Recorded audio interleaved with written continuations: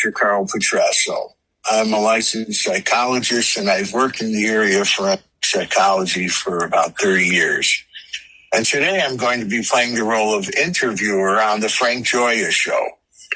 I'm going to be asking Frank some pre-written questions about the recently recorded prison tapes of Tommy Pitera and the published book, The Butcher.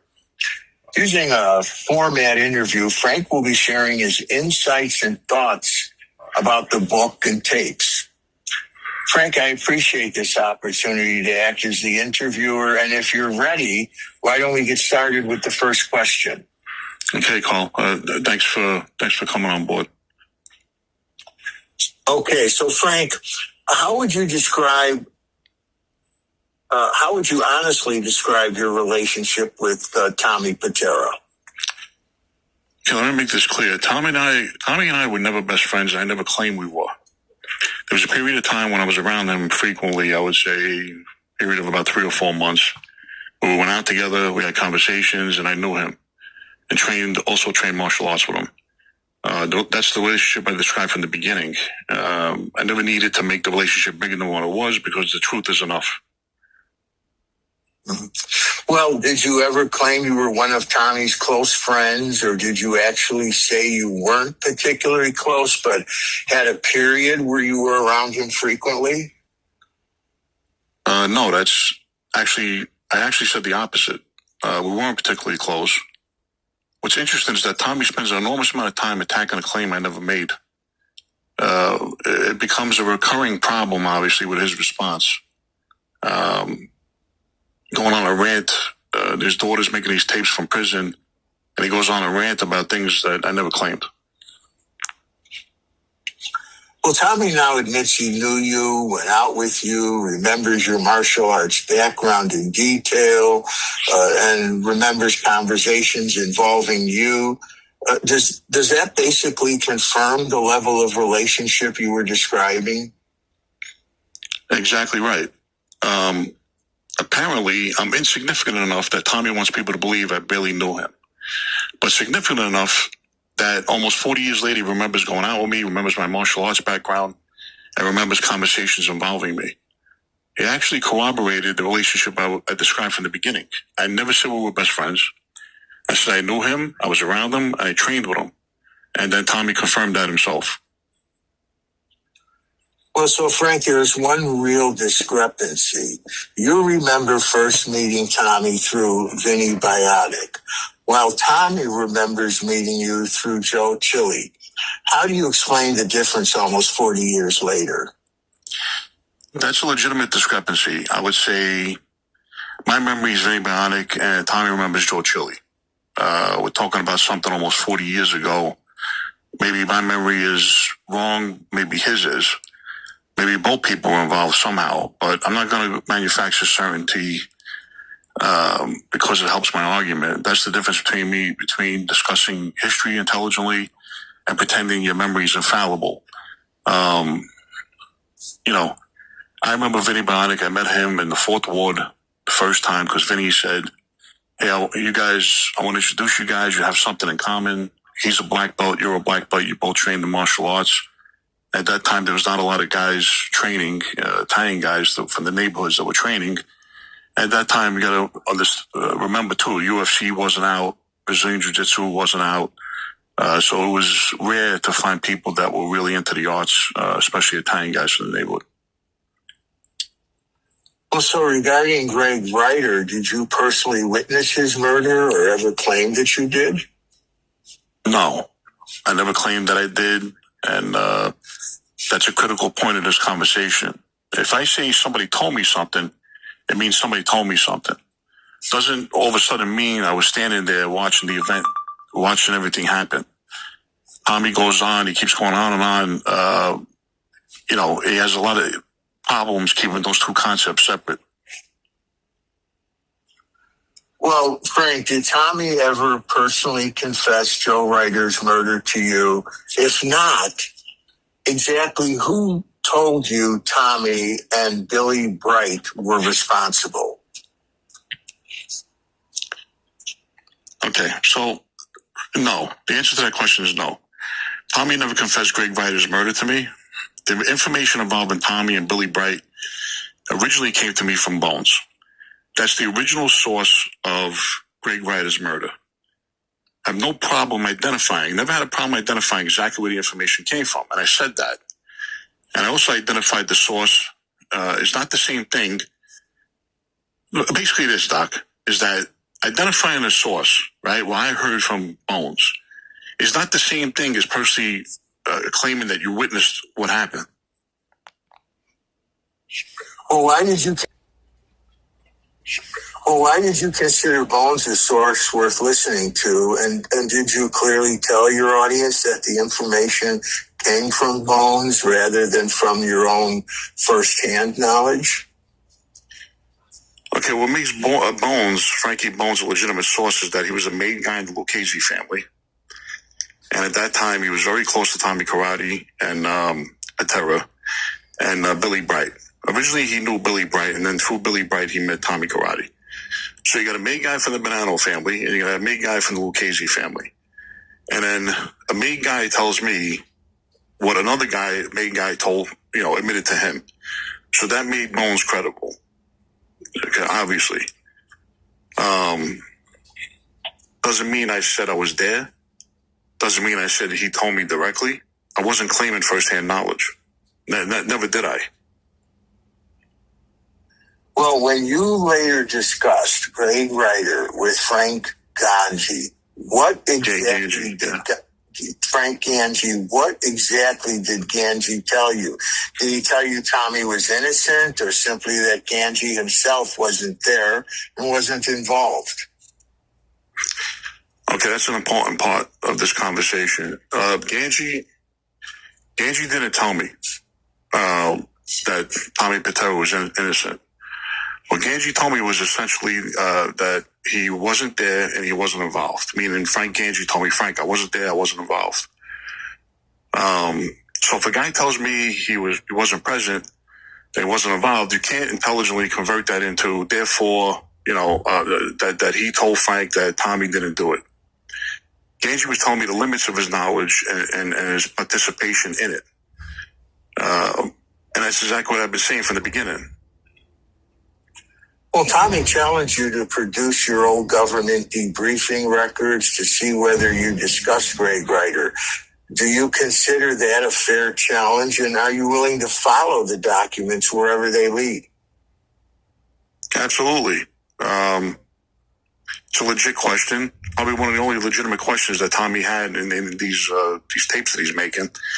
I don't believe there is any paperwork because, you see, what he has to understand is that he was already convicted and sentenced and buried. He was done. When I sat down to my debriefings, he was already done. He was gone. He was long gone, long convicted.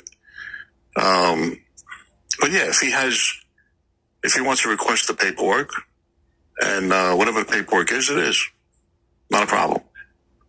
I'm not afraid. Let me just say this: I'm not afraid of any documentation. I'm not afraid of anything. What I said, what was written down, I'm not afraid of any documentation. I'll say that publicly. Well, when you repeat stories Frank Ganji personally told you, how important is it to distinguish Ganji told me this from I personally witnessed this? Okay, when I say Frank Ganji told me something, or anybody told me something, I'm identifying the source. I'm not like magically turning myself into an eyewitness. If people want to evaluate Ganji as a source, that's how sourcing works. You distinguish between what you saw, what somebody told you, and what can you independently be documented. Make sense? Yes. Okay. Well, you praised Philip Carlos the Butcher as one of the more accurate mob books you had read. What exactly do you mean by that? Were you endorsing every page or the portions that matched things you personally knew or that Ganji had told you? Okay, there's multiple questions here. So I'll say this, Doc, is that, of course, I wasn't certifying every sentence in the book. I don't think any book out there that every sentence is, you're going to certify when you read it. I said it was one of the more accurate mob books I read because portions of it lined up exactly or very close with information Frank Gangi had personally told me. And Bones. Okay, that's very different from endorsing every page. But here's what I find very, I don't want to use the word fascinating because it's not part of, my regular vocabulary, but here's what I find very interesting about Tommy Karate. Tommy reads books himself. He's making quotes from books on the jail tapes. He pulls out names, he pulls out dates, stories, information out of books whenever they support whatever argument he's making. Okay, so then when we come down to his book isn't true. But all these other books that he suddenly, books are worthless, authors make things up, and nothing can be trusted. Because when it comes down to his book. So what's a big coincidence here is that every book becomes an historical source until the book is about Tommy. That makes sense? Well, I mean, Tommy attacks claims involving things such as an autopsy table, unpaid drug debts, photographs, and other allegations associated with Carlo. I mean, did you personally make all of these claims in the video we're discussing? No. And this is where Tommy's argument becomes very, I want to say intellectually sloppy. Okay? There are things that Phil Carlo wrote in the book. There are things that Frank Gangi told me in person. There are things that other people said. And there are things that I personally witnessed or personally said.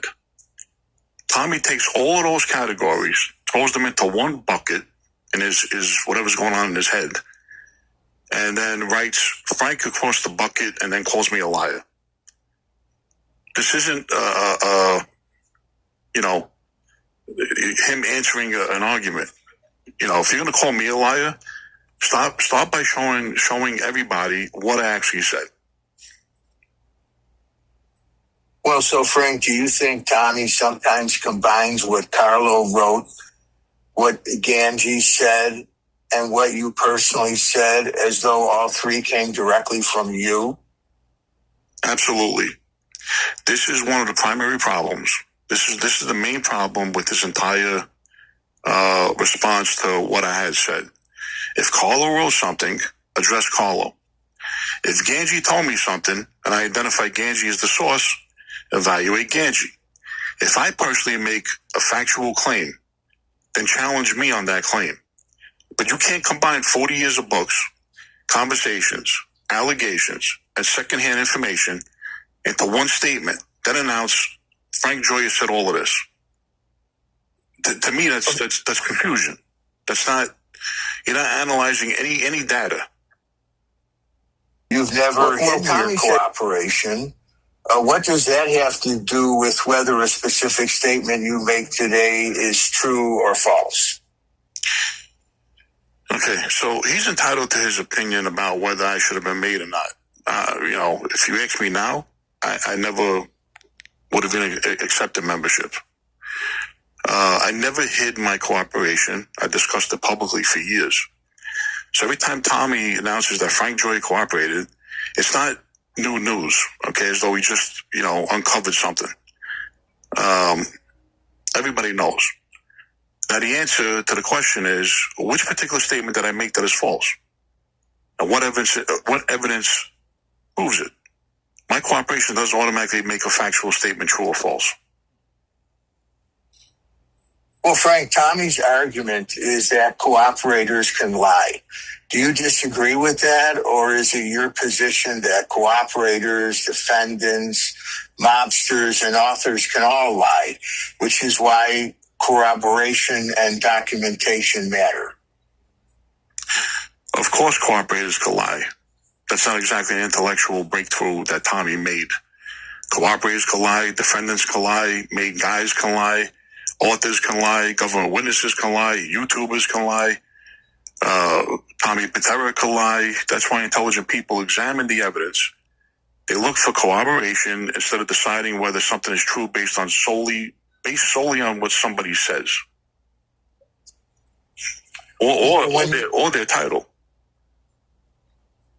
Well, when you tell these stories, do you try to separate what you personally saw, what somebody told you, what you later read, and what you simply don't know? Yes, but there's 4 separate categories here, the way I'm looking at it, okay? What I personally witnessed is one category. Second is what somebody personally told me. The third is what I later learned from another source. And the last category is what I simply don't know. If I ever fail to make one of those distinctions clearly enough, I'll clarify it. What I won't do is pretend secondhand information magically becomes firsthand knowledge. I never did. I never will. Well, Frank, Tommy brought your grandfather, your father, and your aunt into his response. What do you want to say about your family, and where do you believe the line should be drawn? All right, let me make this very clear directly to Tommy Pitera, Tommy Karate Pitera, which I believe he should have never been made either. One, you could attack me. If I'm talking to Tommy right now, I could say, Tom, you could attack me. You could attack my cooperation. You could challenge my memory, challenge something I publicly said. That's fair. All right, you're keeping it fair. But when somebody has to reach past me and start digging through my grandfather, father, my aunt to answer something I said, apparently the actual argument against me wasn't strong enough. So my family's history doesn't determine whether a statement I made is true or false. Well, okay, so regarding your grandfather specifically, Tommy discussed an old double murder prosecution. What do you want people to understand about the difference between an allegation, a prosecution, a mistrial, and an actual conviction? You know, Tommy wants to sound like he's a legal, all of a sudden he became a legal eagle. So I'm gonna use basic legal terminology for Mr. Pitera, okay? Hey, Tommy, an accusation isn't a conviction. An indictment isn't a conviction. A prosecution isn't a conviction. And a mistrial isn't a conviction. Tommy wants to question everybody else's intelligence while, deleting out some distinctions of himself. In other words, when it comes to him. If you're going to tell another man's family history publicly, at least understand what words you're using. The guy doesn't even make sense when he talks. Well, Frank, Tommy says your grandfather would be rolling over in his grave because you cooperated. Did Tommy know your relationship with your grandfather well enough to speak for him? What would you say to your grandfather yourself if he were still sitting here today?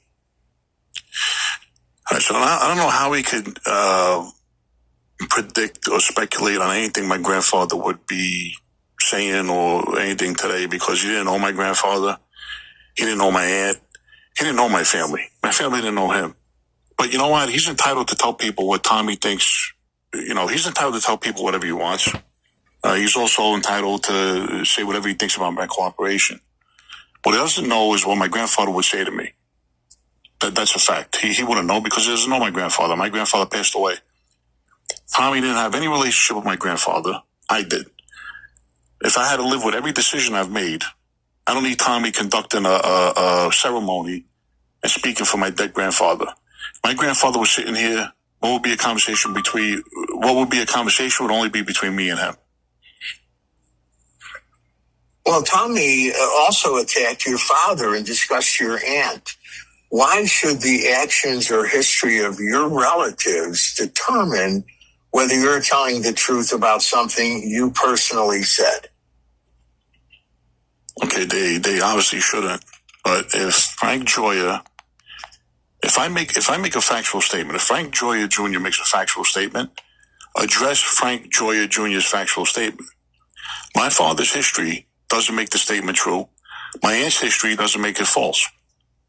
That doesn't magically become evidence. That's attacking the messenger instead of dealing with the message.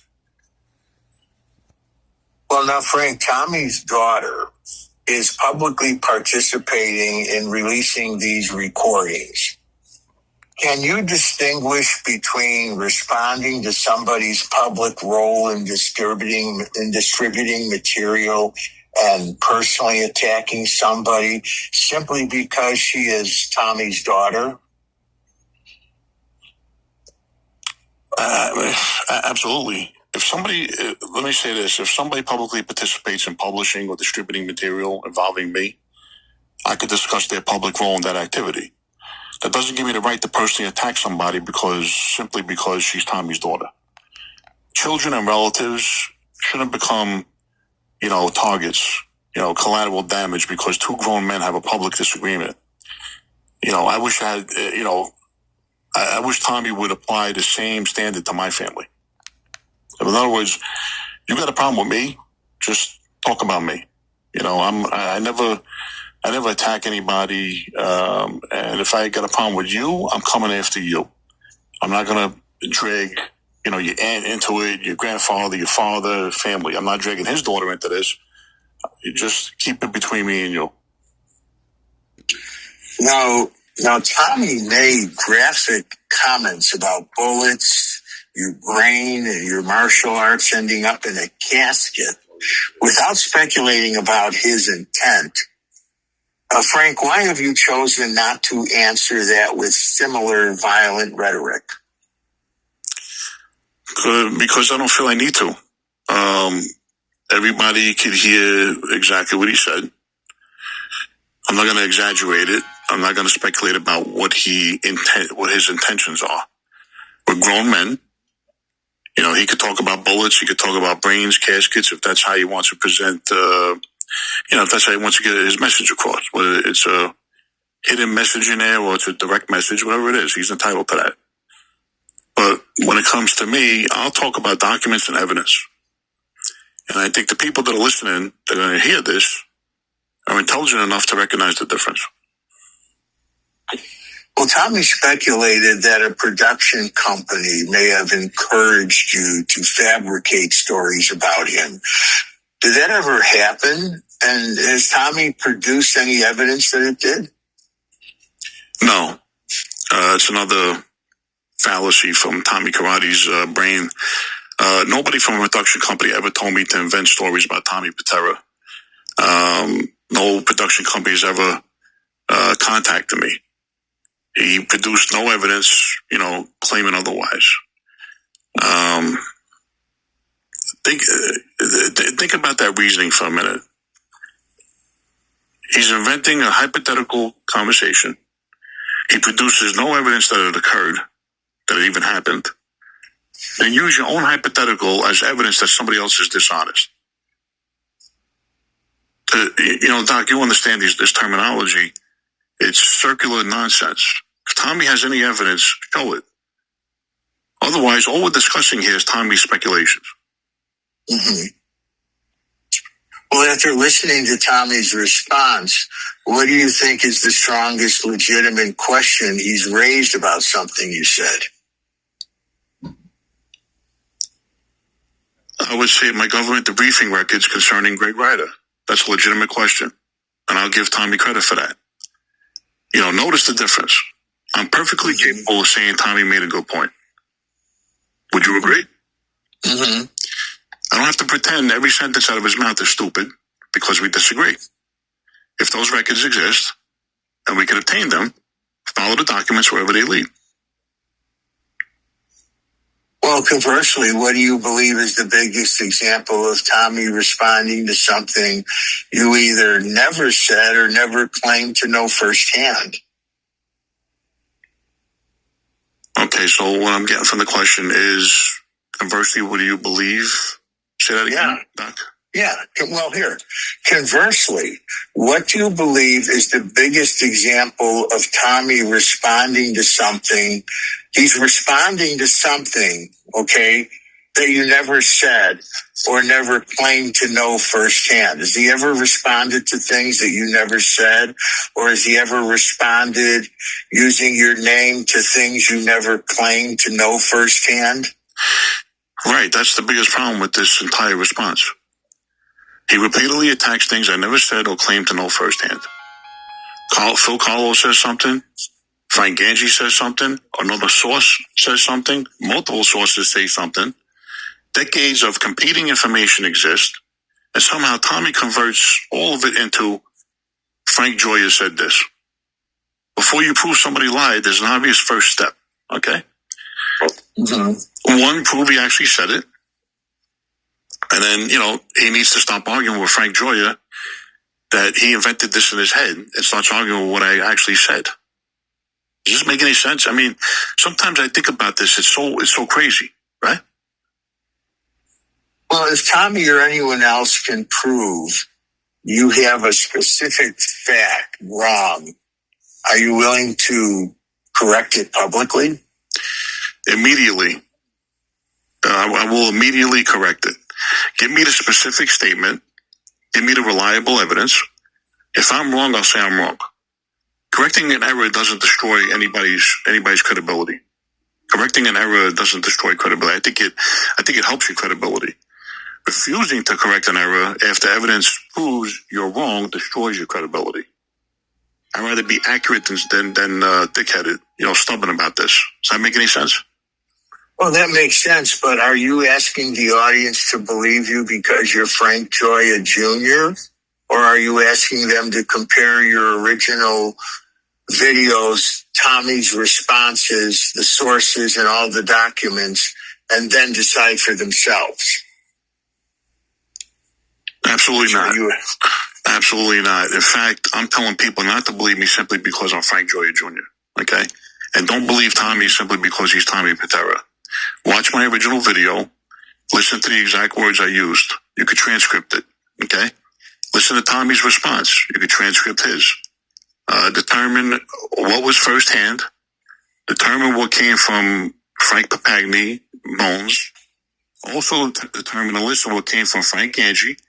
And then at the end of it, determine what came from Phil Carlo. Then look at all the federal records and whatever other documentation exists. Then make up your own mind. To me, that's the only standard. Well, okay, so Frank, as a final question, let me ask you this. After answering Tommy, what do you want the rule to be going forward? Challenge you all you want, but keep the argument factual and leave uninvolved family members out of it? Is that what you want moving forward? Exactly. Yeah, you couldn't have said it any better, Doc. Challenge me as hard as you want. If you want to challenge me, have at it. Come at me as hard as you want to come at me. I'm going to come back at you the same way. If I get something wrong, call me out on it. All right? If you got documents, produce them. If you got a better source, show everybody. But argue against what I actually said. Don't assign somebody else's book to me. Don't turn secondhand information into a claim of firsthand knowledge. Don't change your evidentiary standard depending upon whether a source helps you or hurts you. And leave uninvolved relatives out of it. Tommy spent a tremendous amount of time questioning my intelligence. And that's okay. But intelligence isn't demonstrated by repeatedly telling how intelligent you are. It demonstrates whether your argument survives any kind of scrutiny. And that's exactly what we're doing here today. Well, Frank, thank you for allowing me to be the interviewer on this really important topic regarding the tapes and the book. And I appreciate that. Yeah, Any final remarks or thoughts that you might have, Frank? Yeah, I have a lot.